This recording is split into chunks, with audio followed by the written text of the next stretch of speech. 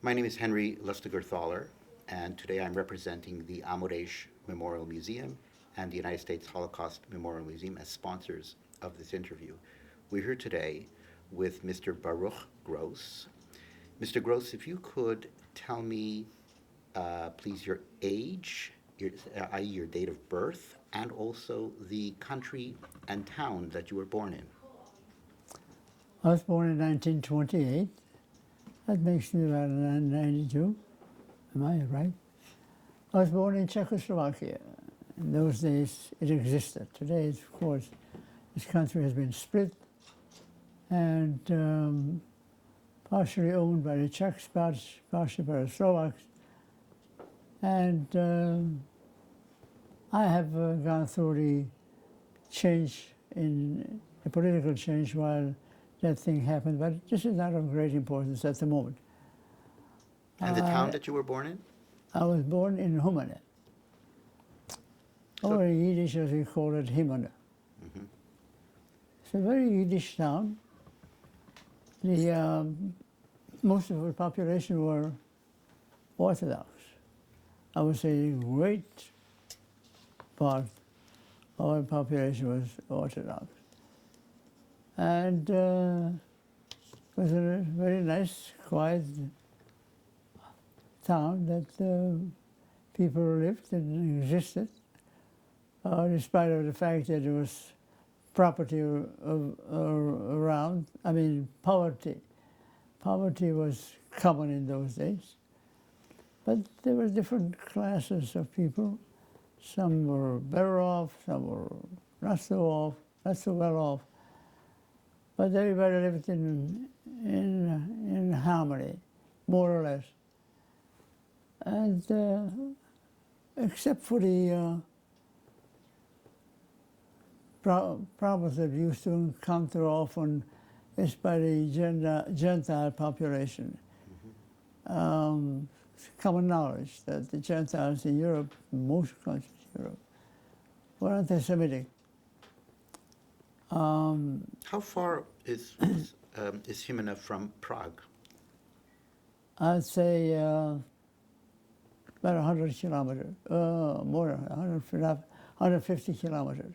And your family was in Himena for a long time, generations in Himena? My family came from Himena, settled there a long time ago. Mm-hmm. I don't know the exact date, time. I know that they lived through World War I in Himena.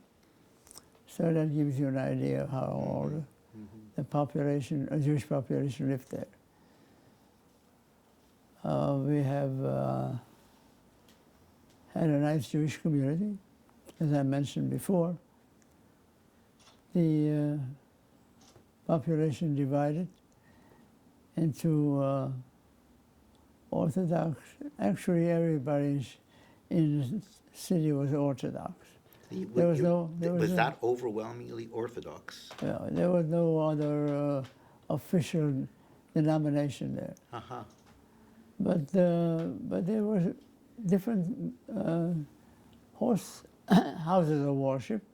There was a shul, which was catering to the Ashkenaz community, and then there was what we call a close that catered to the Hasidic community. And then there were other number of small places of worship. They were called Bate Midrashim. Mm-hmm. More or less in the same order. It's just that they did not particularly daven in the other shuls. Mm-hmm. The school system in Humane was very typical of any school system in Slovakia in those days. They were chadurim. The Jewish boys were assigned and go to chadurim. That is after the time that they had to spend in school. School was, of course, a government institute requirement. Primary education we were supposed to have in school, but eventually, in the course of the day, Jewish boys managed to go into Cheder. Cheder was a little restricted since most of the hours were spent in public school. And how But was I that? mean- How was that experience in public school? So you had a very Jewish, small city, and in a public school system, were the relationships between Gentiles and Jews, were they good? Precisely, that's the strange relationship. The majority of the population, I can't say the majority was Jewish, but in a public school, most of the kids were Jewish, because not all Gentile kids went to school, although they were required, but there were different groups. But the breakdown was such that officially the school was Catholic, and we had to go to a Catholic school. After certain hours, noon time, we were given a 2-hour break, and we managed to go to Cheder. Came back from home from lunch, went back again to school for a short while, and after release, we went to Cheder again, spent about 3 hours there. So most of the hours were spent really in Cheder. And the Cheder was very far from the public school, no, or very well, close? Nothing was far from each other. It's a relatively small town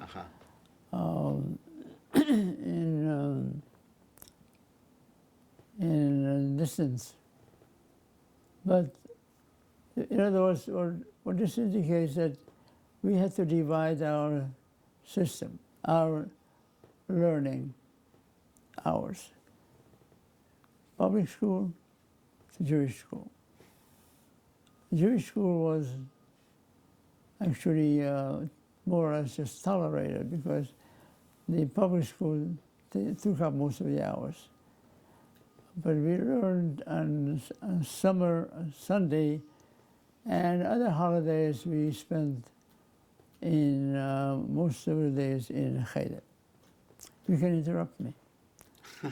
Actually, I'm finding this fascinating that you had these two different school systems right threaded throughout the day. That's a very interesting way of. It's not so unusual. By Jewish divisions was think of common knowledge. In the Orthodox community, there were also Sephardim and Ashkenazi. By Sephardim, I don't mean the Sephardim we have here, the real Sephardim from from Spanish background, but we had people that davened Nusach Sfard, and we had people that davened Nusach Ashkenaz. The big shul, the people in the big shul, davened Nusach Ashkenaz, and they were the majority in the community. And the other group davened in the close, and there was another one called the Beis HaMidrash, or actually two more Beis HaMidrash, Batei Midrash. So we had no problem with davening in each of these misparim, in these shuls. We had a problem with davening we had a problem in going to school together with them. The Jewish boys managed very well with themselves. Nusach Sfard and Nusach Ashkenaz, no problem. But with the school system, we ran into problems. It was strictly, most of it was Catholic. And in fact, we had to pray, the school opened up a prayer for the above in their language. But otherwise, the division of Jews and Gentile was quite obvious in many other respects, not just in school system, but in behavior. Such as? Anti-Semitism was very prevalent in those days. So we knew after school breaks, after school hours go, like at 12 o'clock when we were released from school to go home for lunch and expected to be back, we could encounter a bunch of Gentile boys just attacking us for fun of it. And we would always have to be very careful and watchful for the Gentile boys because they know one thing: a Jew has to be beaten. It's an unfortunate fact. That was although the Republic was really democratically minded and run. Affiliation was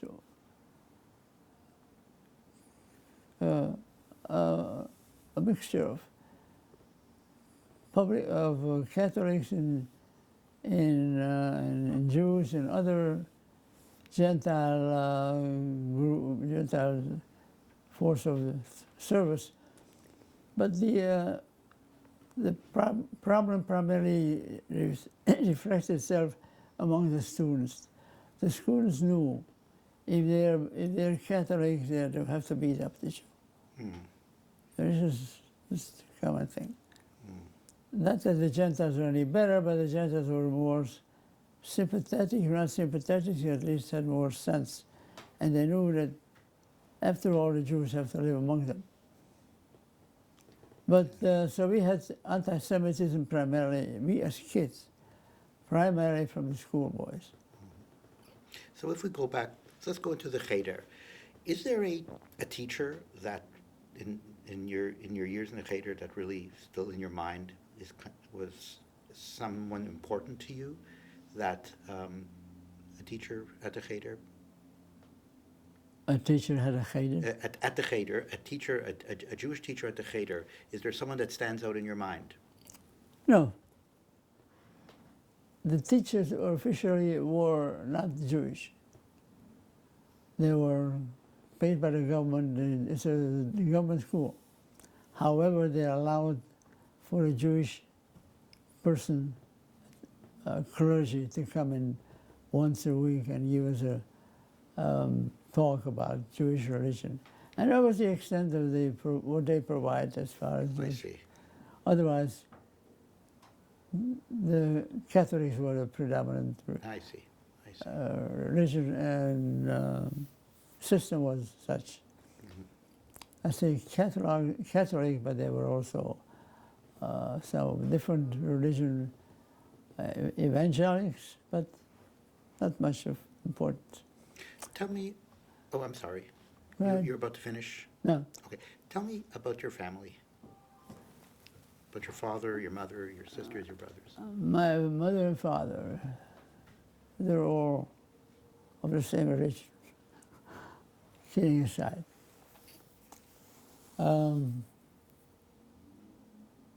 What did your father do? My father was a businessman. He's in charge of enterprise that manufactures rubber products. Actually dates back to a number of years before, since I knew my father before that. My grandfather was established a lumber business, lumber mills. And eventually my father took over the leadership, the directorship. So he was busy with school, with his running the business. And of course, the mother was in charge of household, bringing up the kids. Your mother's name was? Faggy Gross. Faggy Gross. And your father's name? Herschel Gross. Herschel Gross. So that the system, as far as the Jewish system is concerned, Jewish uh, uh, upbringing and living was strictly Orthodox. And you had brothers and sisters? Yes. We were 4 children. We were 5 children. 1 sister, 4 boys. I was the youngest of the boys. Mm-hmm. And what were their names? Deborah was the oldest, my sister. Then came my brother Moshe, Peretz, Issachar, and then I came.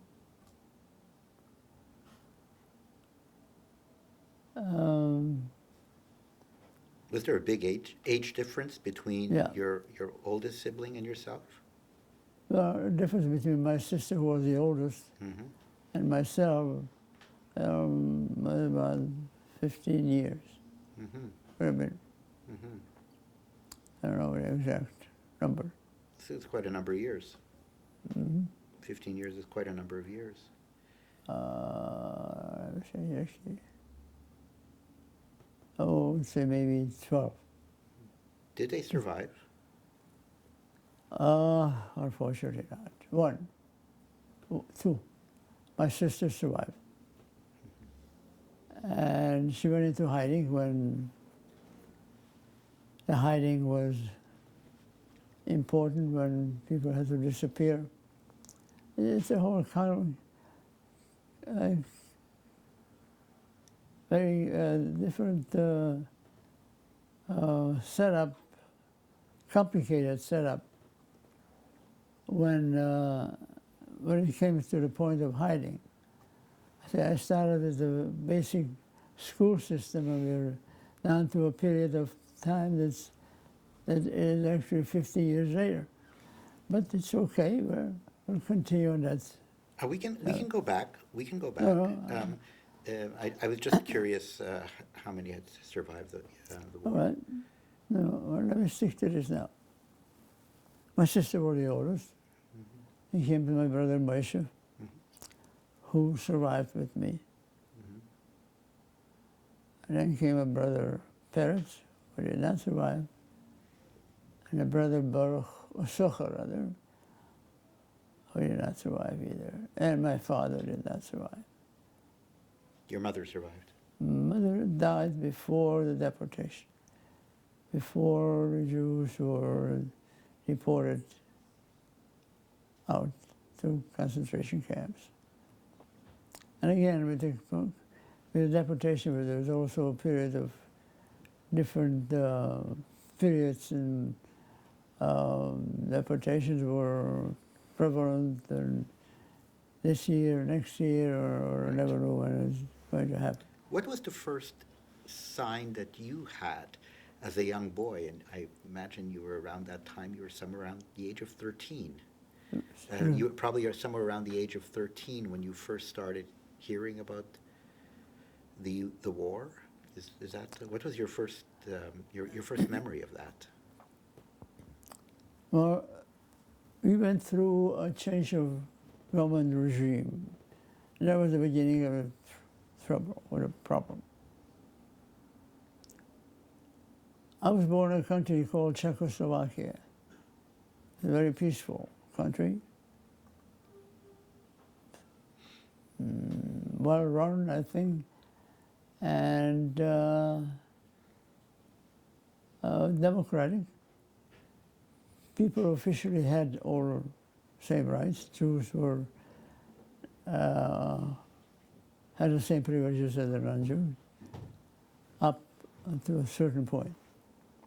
1939, that's when the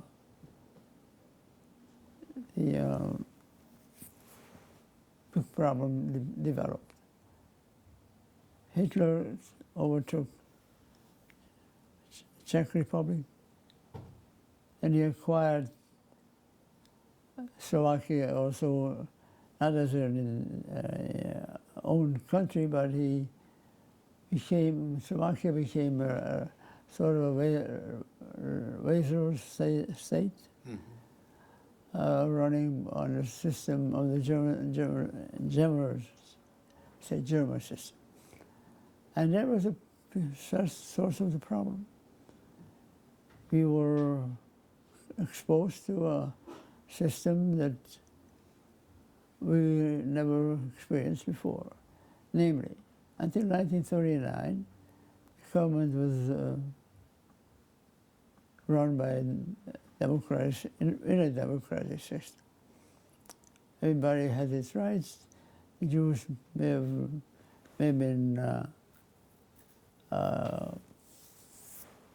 facing some problems beforehand, but officially there was no division. Anti-Semitism was prevalent, but the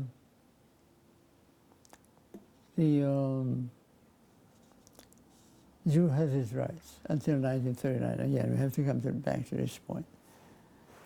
Well, 1939, that's when the systems all over Europe changed, and Slovak system.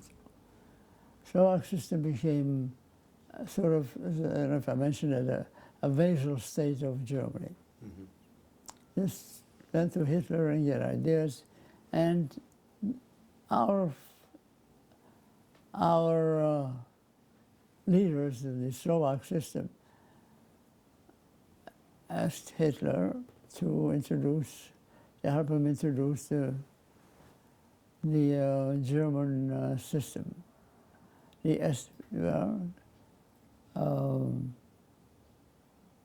did not have, prior to that, there was an old democratic country. But once Hitler took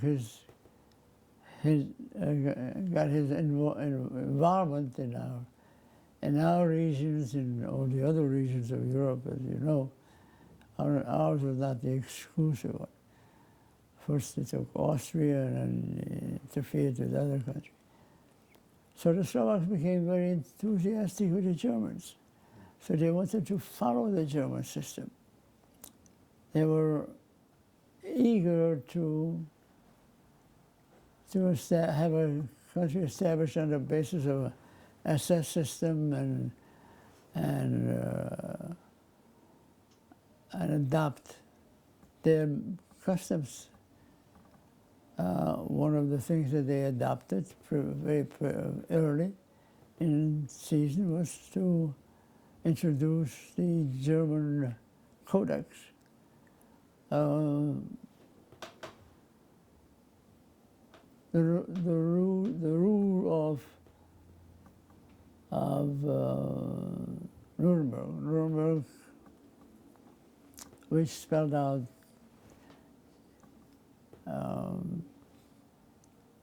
Jewish restrictions. And oppression for Jews, right? Yeah. And this was a killer.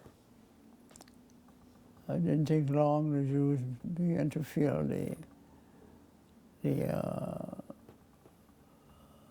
poverty, but the Jews couldn't be involved and would not be involved in all the things that everybody have done before. Namely, prior to that system, the Jews still had still maintained their ownership in certain. But then the Codex was introduced, which meant the Jews were deprived of their livelihood. And the intent was to gradually pass on the leadership, the business leadership, into Gentile system. You see, the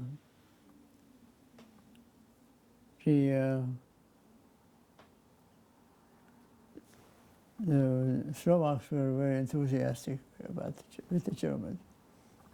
Just out of curiosity.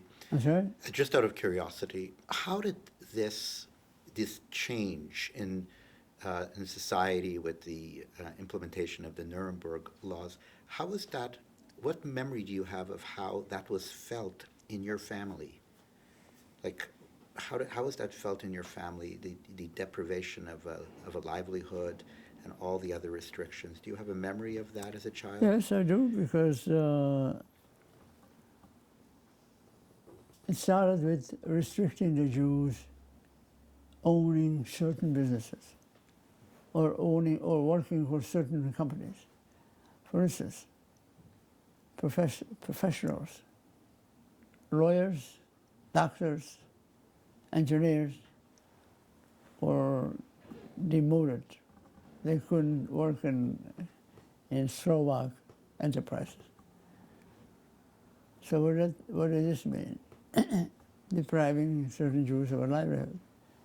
And this is just an example. From there, the other phases of business were restricted for Jews. Namely, all this led to to follow up, again with the German system, to deprive the Jews of their livelihood. Namely, a Jew could not maintain a business. At first he did, but he had to take in a Gentile partner. And the Gentile eventually became the owner, not the partner. And when the Gentile felt strong enough, safe enough to lead his business that he had acquired from the Jew, they just said, let's kick him out. We don't need him. And that's how the deportation started. So, with your grandfather's lumber business and your father's rubber business, did you feel, is that what happened? Is this also something that you remember in your family, that they had to take on partners and the partners eventually took over both businesses? Is that what occurred? This is exactly what occurred, but under a different scale. My grandfather had a very complex business. He had forests all over. I'm not sure you know how many. At any rate, there was a kind of business that any Gentile could take up. You know, basically the Gentile was not the one that had the same level of intelligence as the Jew, and it's kind of difficult to find what they called an arizator, we call them, one that alienized the business. I mean, if I had a business, I was forced to take in an arizator to become a partner to me. Now, he had to learn the business. And it took a while, depending how complicated it was. And fortunately, in those days, our business lasted quite a long time afterwards without an official arizator. The arizator came in, but he was just there as a functionary, but he couldn't give him the whole control of business. So we managed to live a while, but this is only part of the relief that we had, because prior to the arizator phase, Jews were sent out to Poland. The Slovaks decided to get rid of the Jews gradually. It wasn't so gradually anymore. They organized the community, the families, collected them, put them into a concentration spot in our country still, Europe, and slowly, gradually, they were shipped off to Poland. We at first didn't know what goes on, or this was so well censored that we didn't have any idea. Nobody managed to send out a note or information. Very few information did we get out of there. But eventually things did come out, and we knew, again, to some extent, what's been happening to all the Jews every next were deported. At first we didn't know.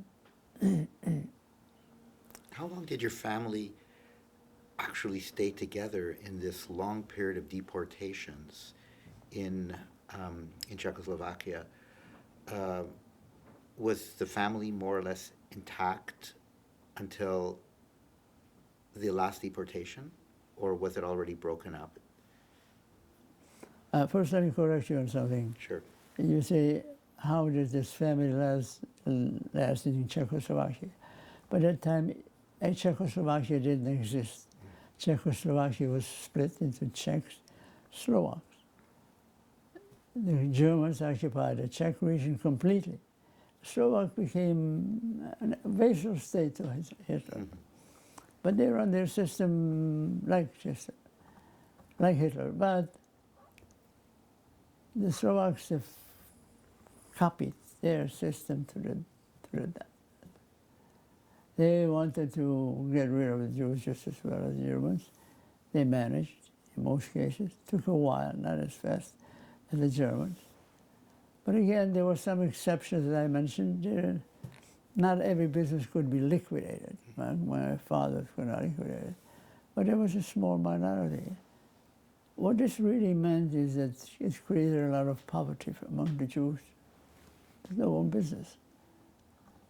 You know, their business was taken, Mm-hmm. and the Jews couldn't find unemployment. At any rate, eventually it came to a point where all Jews, without any exception, it took a few periods of time. They were sent out to Poland and concentration camp. You know, they did it so sharply, so mysteriously. We didn't know what goes on in Auschwitz. They didn't know there was an Auschwitz for a long time. So, but we knew to get caught is a bad thing. So we went into hiding most of the time. I mean, when we knew that there was something going to happen, see, we had paid agents to let us know who knew when there's going to be a period of getting together another transport. And this is what we were afraid of, not to get caught in another transport. Another transport meant shipped off. And So when you say hiding, so the entire family still intact, where did you hide? Or were you hiding in the house? Where did you hide? I could write something about that. Well, for one thing, the Gentiles were not eager to do so. Some would. The poor one, who had a good basement, would let us in there and hide for a while. But otherwise, the system works in that fashion, that gatherings for deportation took at certain times, so we just had to find out when. So we had paid informers who would let us know when they would try to gather some Jews, more Jews. So in order to go into hiding. But this was not a very fair or solid system. Anyhow, that's how I got lost. Of course, I didn't know when to go out to my hiding place and when to stay there. Anyhow, but gradually, let me get back to this story. Gradually, the Jews were all shipped out. First, those that were deprived of their livelihood, the government said, what do we need poor people for? To support who? So they were the first one to go. Then the others that had no means of living, even professionals who had knowledge, who had the knowledge, but they could do nothing with it, and they were of no use. So they were sent out. We did, to some extent, partial, at certain times, we were covered. We knew that, well, a certain number of people have to be caught and made a transport and shipped out. And we were informed. Now, that's when we went into hiding. But this was not a safe system either. You never knew. Today I can walk around freely, and tomorrow I can't. And this is what unfortunately happened to many of us. At any rate, we did, it sort of played hide and seek. Today I'm okay, tomorrow I can't. How did your parents explain this to all of you? How did your parents hold your hope up during this? How did they what? Give you hope during this incredibly terrifying period? Well, you see, we depended on the trust of these paid men. They would inform us when it's no good. They were officials of the leadership, and they knew when there's going to be a period of time when Jews are going to be converged. You're speaking about Jewish leadership? No. No, you're speaking about the Jewish leadership didn't mean anything by that. Okay. They were just informers, and we were going into hiding for a while. And once, that's how it works. Once they had a transport, enough people to send them out, so the transport was sent out, and we came out of the holes, so to speak. And we hope till the next time we'll be able to survive, and again, try to avoid the next time not to get caught. So when you were hiding, you were hiding, I'm sorry, as a family, or you were hiding individually in different basements, or both. both? Yeah. So your father stayed with some of you, and your mother stayed with the other. They split you. Well, yeah, unfortunately, my mother passed away before 1939. My father stayed with us, yes, but you see, the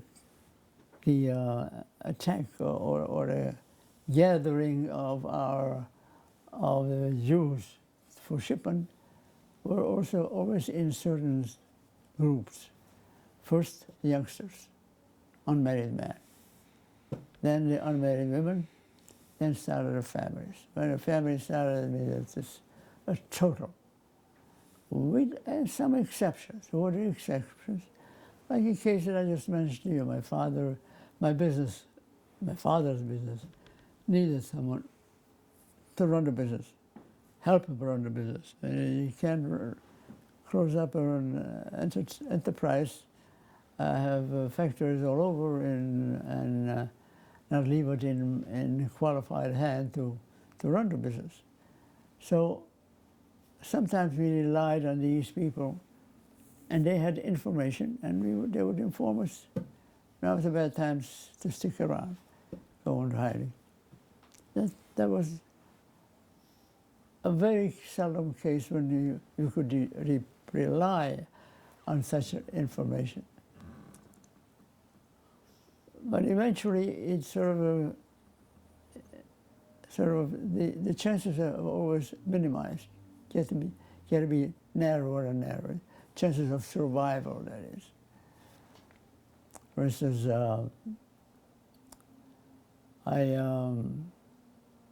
How long was this period that you're speaking about, as you were going into hiding and then coming back out, and how long was that period that you experienced that? Period of freedom. Yeah.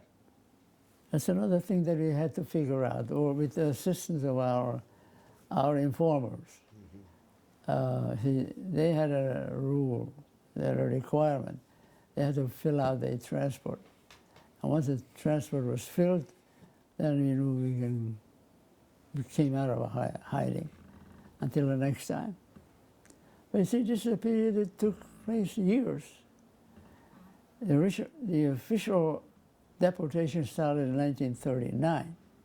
That's when a major transportation started. Families, complete families. Eventually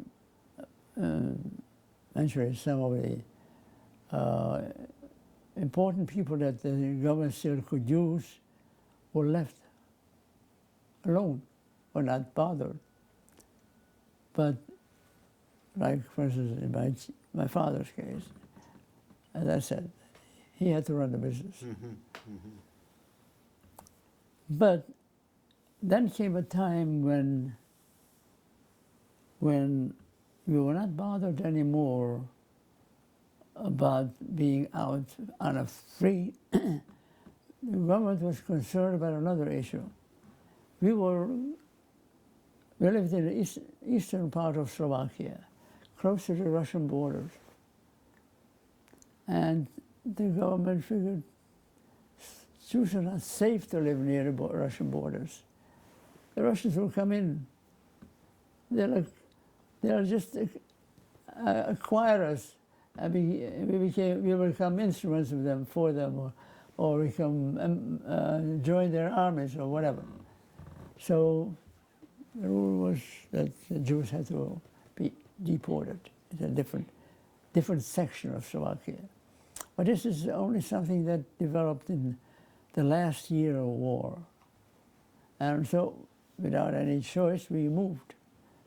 Or at least we felt we moved, and hopefully we'll be safe. We're not going to be shipped like before. Before we got a relief that lasted a short time. Now hopefully the relief is going to last longer. So we moved into a different community, in a different city. And what year was that, if you recall? 1939. No, I'm sorry, 1943. 43. So just in the middle of the war. Yeah. And so we finally moved to a community. We heard of Nitra, not far from Of the course. Nitra, a city away from Nitra. And my father had a rabbi, a friend, who was nice enough to provide us an apartment, and then provide us with other people, and we settled there for a while. So for a short while we were functioning there, sort of semi-official.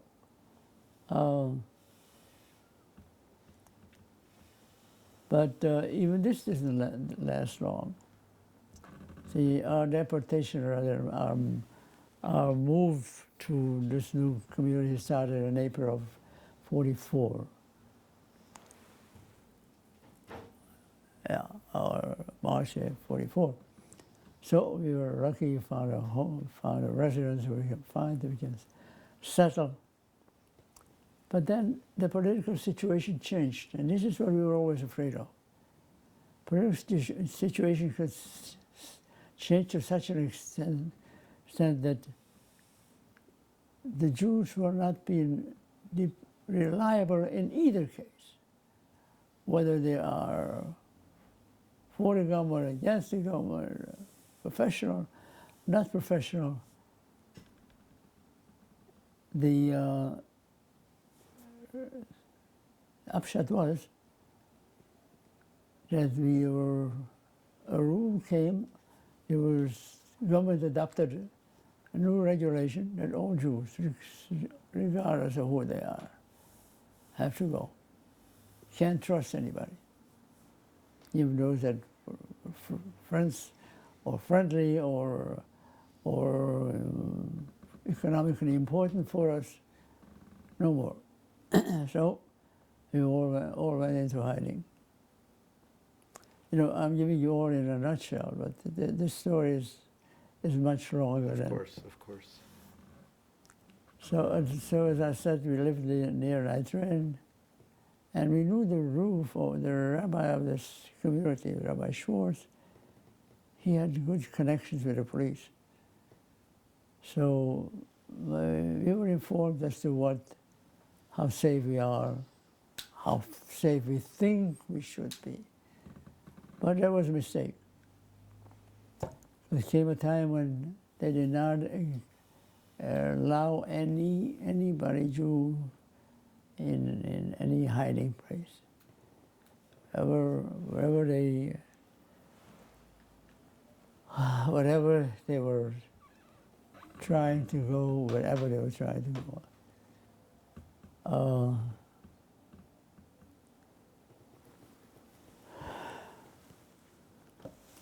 You became And more, then more vulnerable. I'm sorry? You became more vulnerable. Right. So came a date when we were told by Rabbi Schwartz, the one that brought us there. He had good connections with some police. He warned us, something isn't right, something is fishy, something is going to go on. And we went into a hiding hole right away. Mm. So it was on Rosh Hashanah of 1944. And second day of Rosh Hashanah in the afternoon, we were still under the impression that the sort of height of seats that we were used to enjoy. Sometimes you could come out, sometimes you could not come out. Sometimes you have to go into hiding, sometimes no. I said to my father, I don't look quite Jewish. I wear short slacks like they did. I was blonde. Let me go out on the street and find out. I'll go to Rabbi Schwartz and find out what the score is. After all, he has contact with the police. And I head out to Rabbi Schwartz. He wasn't far away. I step up to his apartment. He sees me from a distance. He said to me, disappear immediately. Go into hiding. Turned around, and I thought, I'll make an escape and go back to my bunker. That's what we call a bunker, or a hiding place. Turn around and I'll go out to my bunker and be safe for a while. Unfortunately, I didn't manage to get too many steps. And I was stopped by a soldier with a gun.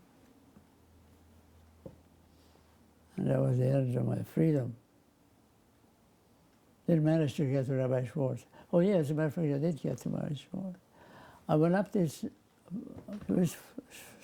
steps, and he says to me, immediately go, hide, and disappear. But I didn't succeed. So before I managed to go back, I was caught by a soldier. And that's where the major trouble began. First of all, I couldn't forgive me for coming out here. I couldn't forgive myself for letting my father down. I go out and risk myself, and now how is he going to handle it? Unfortunately, we never saw each other. I was taken to a gathering place where all the Jews that were caught at the time put in a schoolyard. Funny, I was only another couple of hours in the afternoon. I already found 30 people there. Anyhow, I spent there a night, and I didn't know where I was going to go. Next morning, we were put on a truck, and the truck took us to a place called Seret. Seret was a concentration camp in Slovakia. Not like they have it in Auschwitz, but really, purpose was to concentrate people from there to send them off to Auschwitz.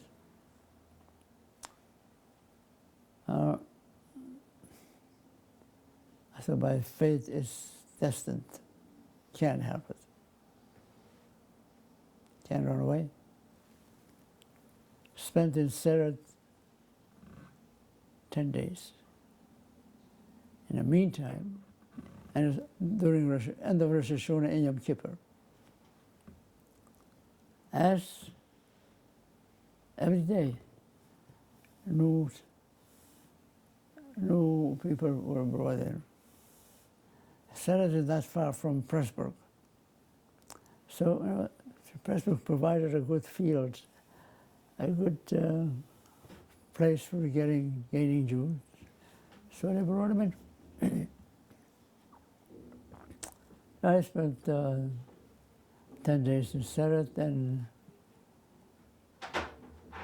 then after that, a tragic thing how we were caught in Seret itself. Seret was a working camp at one time. It had bunks, and I thought I could go and hide in one of those bunks. Maybe they wouldn't recognize me or didn't find me. And I tried one, and didn't take long, and this one was discovered too. So before night down, I was already on facing the German